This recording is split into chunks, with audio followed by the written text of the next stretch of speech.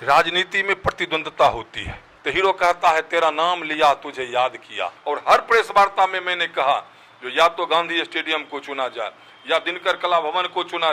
12 साल का मेरा तपस्या है, 6 साल का मेरी धर्म पत्नी का वहाँ तपस्या है। चैनल से विश्वास दिलाता हूँ जो मेरा अधूरा जो सपना था बेगूसराय नगर निगम को एक बेहतर नगर निगम बनाने का, अगर पिंकी देवी जी को प्यार मिला, उनका आशीर्वाद मिला तो दोनों मिलकर उस सपना को साकार करने का प्रयास करें। आप सभी दर्शकों को मेरा प्यार भरा नमस्कार। मनुष्य एक सामाजिक प्राणी है और समाज के बिना मनुष्य की कोई कल्पना नहीं है, और जो समाज के साथ जुड़ा रहता है वह अपनी बुलंदियों को प्राप्त करता है। समाज के साथ जुड़ा रहना और सांस्कृतिक रूप से जुड़ाव व्यक्ति को राजनीतिक और सामाजिक प्रतिष्ठा दिलाता है।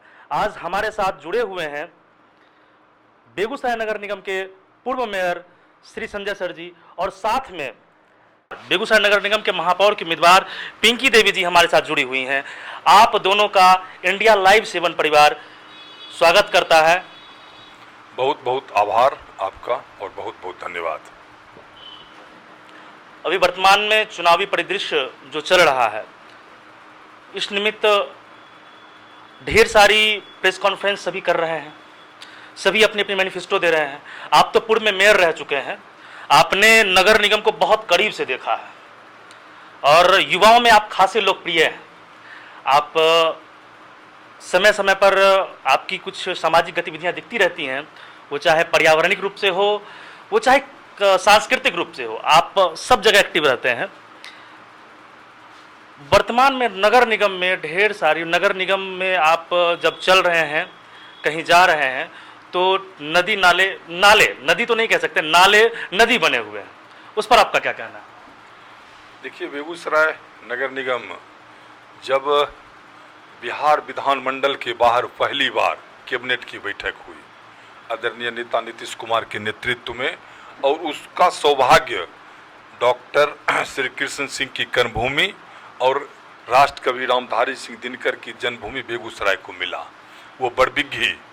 और बड़बिघी में जब कैबिनेट की बैठक हुई और उस समय हमारे नगर बेगूसराय का ही सपूत नगर विकास मंत्री श्रद्धेय भोला बाबू थे, जो आज हम लोगों के बीच नहीं है, लेकिन उनके प्रयास से, सफल प्रयास से बेगूसराय को नगर निगम का दर्जा मिला। तो जब बेगूसराय को नगर निगम का दर्जा मिला, लोगों में एक विश्वास एक लगने लगा जो मेरा शहर बहुत अच्छा होगा, जो हमें सुनने को मिलता था मुंबई जैसा होगा, दिल्ली जैसा होगा, बेंगलुरु जैसा, माने इस तरह की भावना लोगों के मन में आने लगा। 2011 में चुनाव हुआ, तो 2011 में जो चुनाव हुआ तो मैं भी प्रत्याशी के रूप में वहां पहुंचा, लेकिन आलोक अग्रवाल जी वहां मेयर बने। लोगों को उनसे बहुत सारी उम्मीद था जो बेगूसराय नगर निगम को बेहतर नगर निगम बनाएंगे, लेकिन जब उनका कार्य करने की पद्धति लोगों ने देखा और धीरे धीरे चाहे वो मीडिया हो, सोशल मीडिया हो, या लोगों के आम जनमानस के मन में ये आ गया कि बेगूसराय नगर निगम नहीं, ये नरक निगम की संज्ञा दी जाने लगी, और लगातार 2 साल तक ये काम चलता रहा। इस बीच मैं लोगों से मिला, माननीय पार्षदों से मिला, तो लोगों को लगा जो इस लड़के में कुछ काम करना ये चाहता है, इसके मन में भी काम करने की इच्छा है, और लोगों ने हम पे विश्वास किया। 2 मई 2013, 2 साल 2 महीना बाद हमको इस नगर निगम का सेवा करने का सौभाग्य मिला। मैंने लोगों से कहा था जो मैं कोई भगवान तो हूँ नहीं जो बेगूसराय नगर निगम का तकदीर बदल दूंगा, लेकिन तस्वीर बदलने का प्रयास करूंगा। मैं जब से 2 मई को बना और 3 मई से मैं भूल गया जो मेरा कोई परिवार है, मेरा कोई घर है। मैं बेगूसराय नगर निगम को अपना परिवार समझा, उस कार्यालय को अपना घर समझा। सुबह 6 बजे से लेके 10 बजे 11 बजे रात तक साइकिल से, मोटरसाइकिल से, जैसे भी हुआ वहाँ के जो सफाई कर्मी थे उनको प्रेरित करके, वहाँ के कर्मी को प्रेरित करके एक कार्य करने की पद्धति बनाया। और वो जब कार्य करने की पद्धति धरातल पर उतरा तो बेगूसराय के लोगों ने कहा जो बेगूसराय नगर निगम बदल रहा है। मैंने ऐसा कभी नहीं कहा किसी चैनल से और ना किसी प्रेस में, जो मैंने बेगूसराय नगर निगम को बेहतर बना दिया, प्रयास किया, और उसी प्रयास का नतीजा है जो शुरुआत बेगूसराय नगर निगम कार्यालय से हुआ। वो एक कॉरपोरेशन कार्यालय का उसका रूप दिया गया, बगल में दिनकर कला भवन जो 1 करोड़ 34 लाख रुपये का आवंटन आया, माननीय मुख्यमंत्री नीतीश कुमार जब वहाँ नाटक देखने के लिए आए, मैं उनसे कहा जो सर इसमें एक शर्त है, नगर विकास का कहना है जो पैसा मैं खर्च करूंगा तो मालिकाना हक मेरा हो जाएगा। उन्होंने कहा जो आपको मालिकाना हक से क्या मतलब है, आप लिख कर दीजिए। मैं सशक्त का बैठक किया और उसी बैठक में निर्णय लिया और फिर वो दिनकर कला भवन के रूप में आज हम लोगों के बीच है। श्री कृष्ण महिला कॉलेज बेगूसराय और खगड़िया दोनों जिला में मात्र एक महिला कॉलेज है जिसकी स्थिति बद से बदतर थी। आज कोरोना काल में लोग मास्क लगाना शुरू किए, लेकिन वहाँ तो हमारी जब बेटियां जाती थी ना तो बगैर दुपट्टा से मुंह ढके या नाक ढक के अंदर वो नहीं जाती थी। जब नेक की टीम आई थी तो उन्होंने कहा था जो ये महिला कॉलेज नहीं, ये तो महिला कॉलेज है। तो इस तरह वहाँ के जो उस समय के प्रधानाचार्य थे सपना चौधरी जी, वो हमें बुलाए और अपनी भावना से अवगत करवाया। फिर मैंने उसके स्वरूप को बदला। चाहे बेगूसराय आप बस स्टैंड की बात कर लीजिए, वहाँ 4 करोड़ 31 लाख रुपया लाकर मैंने वहाँ टर्मिनल पॉइंट बनवाया, उसका शिलान्यास किया। फिर बाद में 1 करोड़ 47 लाख का सामुदायिक भवन जिसका शिलान्यास उस समय के जल संसाधन मंत्री आदरणीय विजय चौधरी जी के द्वारा किया गया। लेकिन बाद के जो लोग आए उन्होंने ऐसा उसको बनने नहीं दिया। सम्राट अशोक भवन के लिए 1.5 करोड़ रुपया आया, बाद के जो लोग आए उसको नहीं बनाए। 1 करोड़ 82 लाख रुपया गांधी स्टेडियम के लिए जिला संचालन समिति के बैठक में आवंटन मिला। 25 एक को 30 एक को 92 लाख रुपया का आवंटन हो गया। 30 एक 16 को मेरा कार्यकाल खत्म हो गया। पैसा कहाँ गया वो आज तक लोगों को पता नहीं चला। मैंने 2 पार्क के लिए जगह चिन्हित किया। एक नौलखा मंदिर का पार्क 5 करोड़ 8 लाख का डीपीआर बना, डीपीआर की स्वीकृति मिली 2 करोड़ 22 लाख बाघा ठकुरवाड़ी में। आज तक लोगों ने उसको धरातल पर नहीं उतारा। तो मेरा एक प्रयास था, आज जितने भी तालाब देख रहे हैं उसमें जो भी बन पड़ा उसका सौंदर्यीकरण करवाया। चाहे पुलिस लाइन का हो उसका भी सीढ़ी मैंने करवाया। बागी पोखर में भी मैंने योजना दी। मैंने जो जिला अधिकारी के आवास के सामने का तालाब है उसमें भी योजनाएं दी। और मैंने विष्णुपुर चतुर्भुज पोखर में भी योजनाएं दी। मैंने नौलखा पोखर में योजनाएं दी। ये कोई नहीं कह सकते हैं जो मेरे ये तालाब है मेरे वार्ड का, ये जो तेलिया पोखर जिसको कहते वार्ड नंबर 22 में, उसके भी एक तरफ सीढ़ी नहीं था। मेरे ही कार्यकाल में उसका भी सीढ़ी का निर्माण किया गया। तो मैं एक सेवक के रूप में सेवा किया। मैं कभी अपने आप को न मेयर समझा। और आज वही कारण है, उसी कारण से आज जहां भी लोग हम जाते हैं 45 वार्ड की जनता यही कहती है कि हम आप ही को अपना आशीर्वाद देंगे, आप निश्चिंत होकर जाइए, आपका किया हुआ है, आपका अधिकार है और हम लोग आज उसको आशीर्वाद के रूप में आपको देंगे। ये तो रही आपके नगर निगम के जिस वक्त आप मेयर थे उनकी उपलब्धियां हैं ये आपकी। उसी उपलब्धियों में एक ड्रॉबैक है, वो ये कि आपके ऊपर आरोप लगते रहे कि घोटाले के। उस घोटाले के आरोप के संदर्भ में आप जनता को क्या कहना चाहेंगे? अब देखिए, राजनीति में प्रतिद्वंद्विता होती है। जो भी मेरे कार्यकाल से जो पहले थे वहां भी इस ढंग की बात हुई, लेकिन मैं जब आया ना, जो भी गलत किए हैं वो जनता सब जानती है। मैंने कार्य किया, कभी भी उलझन में नहीं पड़ा। अगर हम उलझ जाते तो फिर ये विकास की जो आज बात आपके सामने रख रहे हैं ना, एक भी बात नहीं रखे। फिर बाद में जो आए वो उलझने, और जब उलझ गए तो 6 साल में जो जनता करा रही है ना, कारण वही है ना। एक गीत का बोल है, जो बोलो इतने दिन क्या किया, तो हीरो कहता है तेरा नाम लिया तुझे याद किया। तो 6 साल तक जो थे ना वो सिर्फ संजय संजय करते रह गए। उन्होंने ही कहा था एक चैनल के माध्यम से, जो उसको कहिए क्रिया खाने के लिए, बेटा क्रिया। मैं दिन भर उनका इंतजार किया, वो नहीं आए। तो इस तरह बहुत सारा, अगर किसी पे मुकदमा करना है ना सर, तो हम आप पे मुकदमा कर देंगे। अब जबरदस्ती ही करना है तो लोग तो किसी की हत्या भी करवा सकते हैं। ये होता है, राजनीति में सब कुछ चलता है। मैंने और जनता सब जानती है किसने किया, कौन किया। अगर हम गलत रहते तो 30 जो हम 16 में लोगों के बीच गए तो हमें दोनों पति पत्नी को आशीर्वाद नहीं देते, आशीर्वाद देकर भेजे। और फिर मैं एक सेवक के रूप में फिर कार्य किया है। और मुझे मौका, मैं तो बराबर, हमें लगता है ये मेरा कम से कम 50वां या 60वां प्रेस वार्ता होगा। और हर प्रेस वार्ता में मैंने कहा जो या तो गांधी स्टेडियम को चुना जाए या दिनकर कला भवन को चुना जाए, शहर के 200, 400, 500 प्रतिष्ठित लोगों को बुला लिया जाए, उनके सामने आरोप लगाया जाए। अगर एक आरोप हम पर साबित हो जाएगा, हम आजीवन सार्वजनिक जीवन से संन्यास ले लेंगे और कभी नगर निगम या कोई भी सार्वजनिक जीवन में अपना हिस्सेदारी नहीं देंगे। लेकिन हम भी किसी पे आरोप लेकिन मैं ये काम नहीं करता। हम जनता की सेवा करने के लिए आए हैं। 12 साल का मेरा तपस्या है, 6 साल का मेरी धर्म पत्नी का वहाँ तपस्या है, और उसी तपस्या के बल पे मैं आज लोगों के बीच जा रहा हूँ। बाकी जो लोग आए हैं, लोकतंत्र में सबको अधिकार है अपना बात कहने का, चुनाव लड़ने का, लेकिन मेरा वहाँ अधिकार है। हम अपने अधिकार से जाते हैं। मेरा क्या हुआ है, हम मालिक के दरबार में काम किए हैं, उसी का हम अपना जो देहाती भाषा में कहता है न, जो काम के लिए हैं तो बोइन मांगल जाए रही है, तो हम उनके काम किए हैं और हमें आशा है, पूर्ण विश्वास है कि उनके द्वारा हमें कहीं न कहीं आशीर्वाद और प्यार मिलेगा। आगे हमारा सवाल हमारी महापौर उम्मीदवार माननीय पिंकी देवी जी से रहेगा। वर्तमान में आप जनता की सेवा कर रही हैं, आपने भी पार्षद की भूमिका निभाई है, आपको जनता चुन के भेजी थी। मेरा सवाल ये है कि आप एक महिला हैं और महिलाओं के उत्थान के लिए और महिलाओं के लिए क्या आपने सोचा है अभी तक? सबसे पहले तो बहुत बहुत धन्यवाद।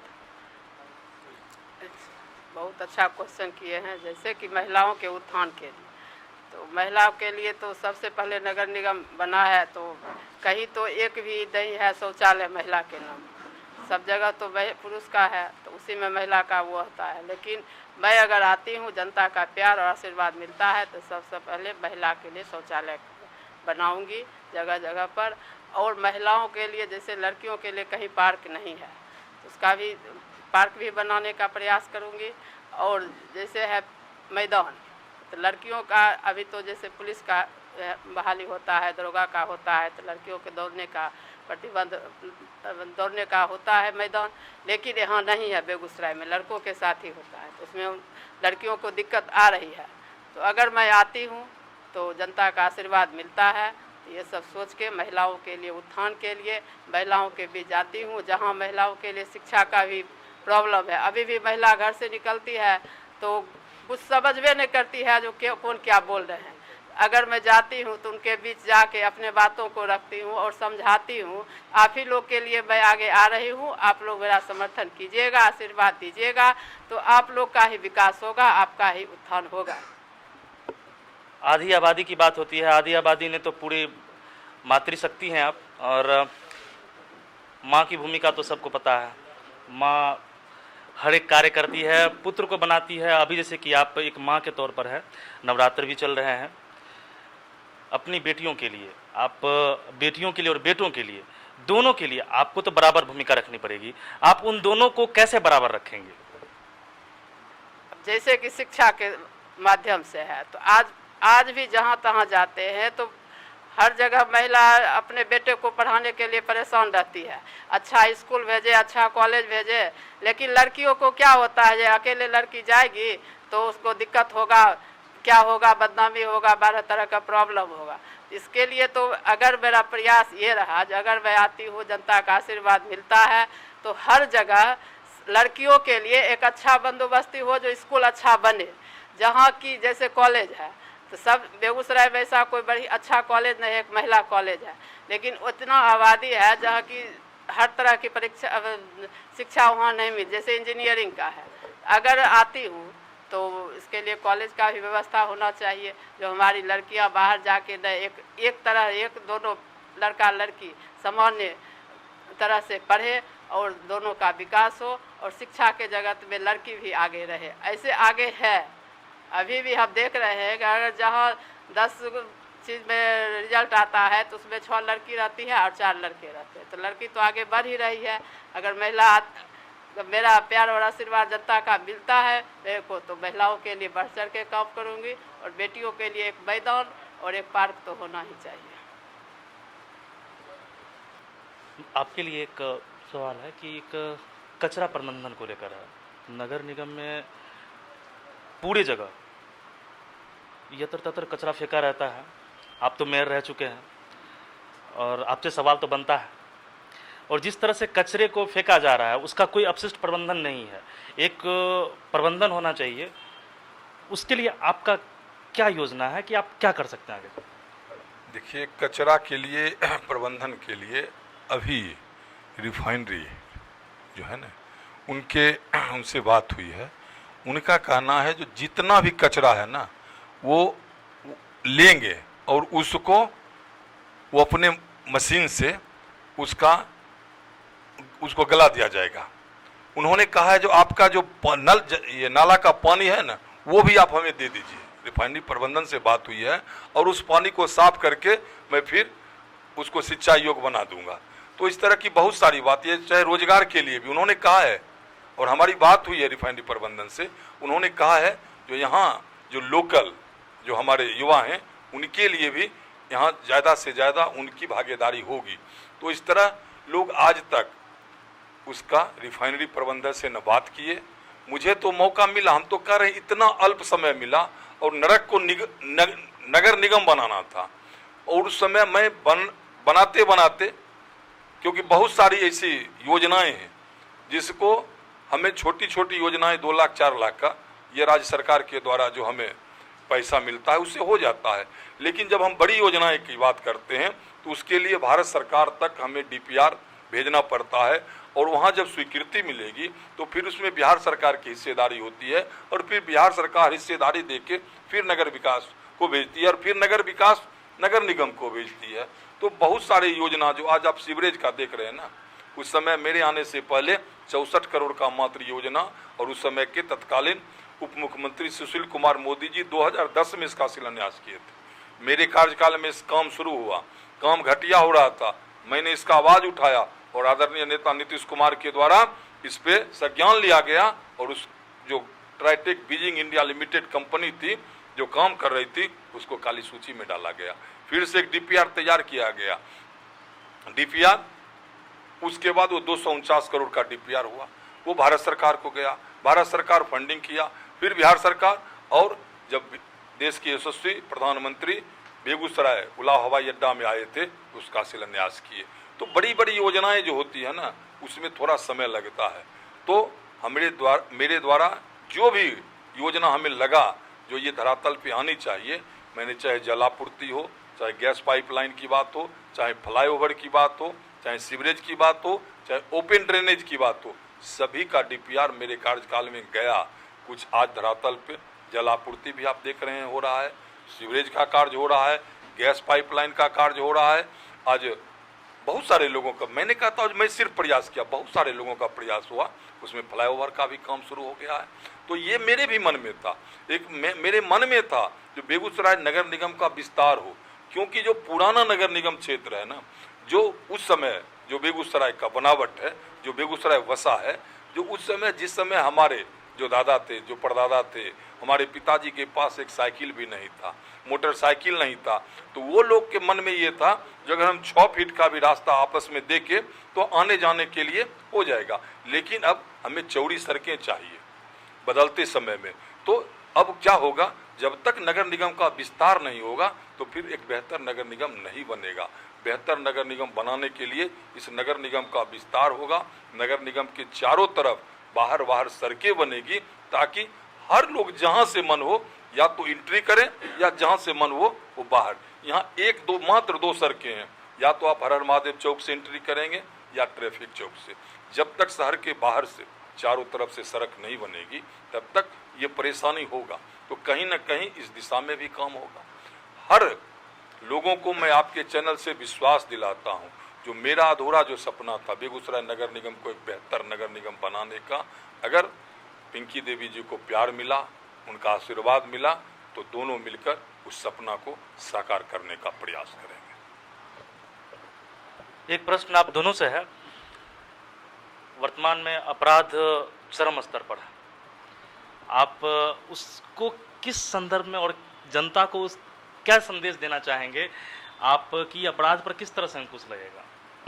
देखिए, ये तो मुख्य काम पुलिस प्रशासन का है, लेकिन मैंने जो अपना संकल्प पत्र बनाया उस संकल्प पत्र में है जो हर चौक चौराहे पे सीसीटीवी कैमरा और ध्वनि विस्तारक यंत्र लगाया जाएगा। पूरे शहरी क्षेत्र में ध्वनि विस्तारक यंत्र लगाया जाएगा। एक नंबर होगा, टोल फ्री नंबर, जिस पे अगर रतनपुर चौक पे कोई घटना घटता है तो पूरे शहर को ये जानकारी होगी जो रतनपुर चौक पे ऐसा घटना हुआ है और घटना करके जो भी अपराधी है अमुक दिशा की ओर भाग रहा है। तो अगर ध्वनि विस्तारक यंत्र से पूरे ये जो शहरी क्षेत्र है एक बार अगर लोगों के बीच ये आएगा तो उसके लिए पुलिस प्रशासन को भी मुस्तैद होने में कम समय लगेगा। और खास करके जो सीसीटीवी कैमरा रहेगा हर चौक चौराहे पे, तो उससे कहीं ना कहीं लोगों में एक दहशत भी रहेगा जो अगर इस ढंग की घटना हम करते हैं तो हम कैमरे की नज़र में हैं, क्योंकि आजकल तो सभी लोग जागरूक हो गए हैं। और वो जागरूकता जब ध्वनि विस्तारक यंत्र लग जाएगा, सीसीटीवी कैमरा लग जाएगा और पुलिस प्रशासन की मुस्तैदी होगी तो निश्चित ये अपराध घट जाएगा। एक सवाल और आपसे है कि पूर्व में आप जिस वक्त थे वो और अभी वर्तमान में ये जो नगर निगम से जाम की समस्या खत्म नहीं हुई, ना एक पार्किंग की कोई एक अच्छी सी व्यवस्था हो पाई, लोग चल रहे, राहगीरों को ज़्यादा समस्या हो रही है। बार बार कभी वन वे किया जाता है, ई रिक्शा को दिया जाता है रास्ता, लेकिन छोटी छोटी घटनाएं होती रह रही हैं। तो इसके लिए क्या कोई पॉइंट है? देखिए, ये वास्तव में है जो शहर जो है ना आज जाम से करा रहा है। अगर व्यवस्थित, सबसे पहले तो वन वे को प्रभावी रूप से उसको क्रियान्वयन करना होगा। सिर्फ कागज पे ही वन वे कर देने से नहीं होगा। और दूसरा है नो एंट्री का, नो एंट्री को भी प्रभावी रूप से लागू करना होगा। तो ये, और हम तो पहले कहे जब तक शहर का विस्तार नहीं होगा, क्योंकि उस समय की जो सड़कें हैं वो बहुत सकरी सड़कें हैं। मात्र एक मेन रोड को छोड़ दिया जाए, ट्रैफिक चौक से लेके काली स्थान चौक, वो सड़क को छोड़ दिया जाए तो बेगूसराय नगर निगम के लायक और सड़क तो है नहीं, कोई 10 फीट का है, कोई 12 फीट का है। तो कहीं ना कहीं वो जितनी भी सड़कें हैं वो उसको चौड़ा करना होगा। और इसका जब तक शहर का विस्तार नहीं होगा और जहाँ भी अतिक्रमण है उसको हटाना होगा। आज बहुत सारे जगह हैं जिसको लोगों के द्वारा अतिक्रमण कर लिया गया है, तो वो अतिक्रमण हटेगा, ऑटोमेटिक है, जाम की समस्या से लोगों को निजात मिलेगा। ये तो आपने बात अच्छी कही है कि सड़कों का जाल जब बिछेगा तो कहीं ना कहीं समस्या से मुक्ति मिलेगी। आप अब इस चैनल के माध्यम से नगर निगम को क्या संदेश देना चाहते हैं, नगर निगम वासियों को क्या संदेश देना चाहते हैं? ये आपसे दोनों से ये आखिरी प्रश्न है मेरा। नगर निगम वासियों से यही अनुरोध करते हैं, जो लोकतंत्र में चुनाव लड़ने का सबको अधिकार है। 19 मेयर प्रत्याशी आप लोगों के बीच जा रहे हैं। अब हम जनता के बीच एक सेवा दिए हैं, एक सेवक बन के हम दोनों पति पत्नी, चाहे वो कोरोना काल हो, चाहे बाढ़ का समय हो, चाहे कहीं भी कोई घटना दुर्घटना हुई, सबसे पहले अगर लोगों ने देखा तो संजय और पिंकी को देखा है। तो मैं लोगों से यही अपील करना चाहता हूं, आप मुझ पे विश्वास करें और मैं जिस तरह आपका सेवक आपके द्वार अभियान चला के आपका कार्य किया था, आगे भी मैं आपका कार्य करता रहूंगा। बस यही उनसे अनुरोध है, उन्हीं से आग्रह है, जो आप हम पे विश्वास करें, पिंकी देवी को अपना प्यार दें, अपना आशीर्वाद दें। ये थे हमारे पूर्व मेयर संजय जी और वर्तमान में मेयर प्रत्याशी पिंकी देवी जी। इंडिया लाइव 7 परिवार इनके सुखद भविष्य की कामना करता है और चुनाव में जीत की शुभकामनाएं देता है और साथ में नवरात्रि की शुभकामनाएं देता है। धन्यवाद।